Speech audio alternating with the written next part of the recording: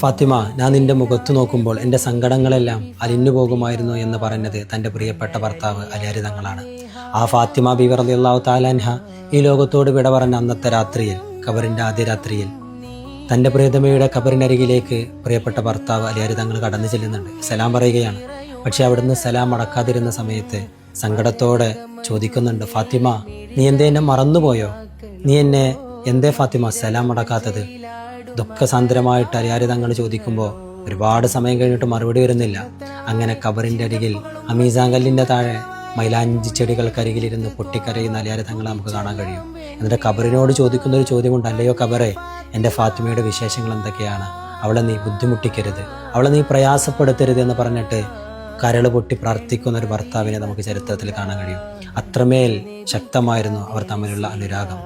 എന്നാൽ നമുക്കൊരലിയാവാൻ കഴിയുന്നുണ്ടെങ്കിൽ നമ്മുടെ പ്രിയപ്പെട്ടവൾക്ക് ഈ വീഡിയോ അയച്ചു കൊടുത്ത് നമുക്ക് ചോദിക്കാൻ കഴിയണം, നിനക്കൊരു ഫാത്തിമയാവാൻ കഴിയും?